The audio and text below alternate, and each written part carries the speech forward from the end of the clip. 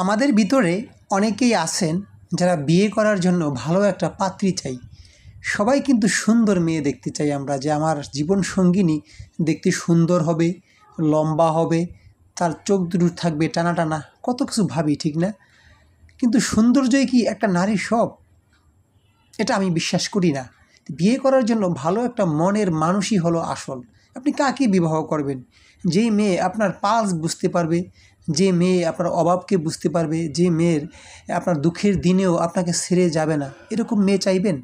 নাকি যে মেয়ে উচ্চাভিলাষী, যে সবসময় গহনা পরে ভালো ভালো দামি শাড়ি পরে বসে থাকবে, সেরকম মেয়ে চাবেন? এটা আমি আপনার কাছে প্রশ্ন রাখলাম দর্শক। আমি মনে করি এমন একটা মেয়ে বিয়ে করা উচিত যে মেয়ের জীবনে কখনো লোভ থাকবে না, অহংকার থাকবে না, সে স্বামীকে ভালোবাসবে, শাশুড়িকে ভালোবাসবে, সে একটা নিম্নবিত্ত ঘর থেকে এসে তার জীবনটাকে সে সাজিয়ে নেবে, কারণ সে কষ্ট করে এসেছে, সে কষ্টের সাথে বাঁচতে চাবে। উচ্চাবিলাসী, উচ্চ আকাঙ্ক্ষা, লোভী মেয়েদেরকে কখনো বিয়ে করা ঠিক না। কারণ লোভী মেয়েরা সবসময় বড় কিছু আশা করে, তাদের লোভের কোনো শেষ থাকে না।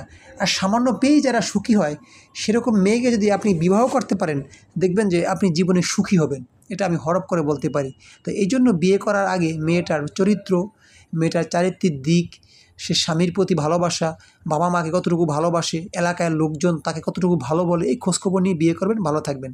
ভিডিওটা ভালো লাগলে সাবস্ক্রাইব করতে ভুলবেন না। আল্লাহ হাফেজ।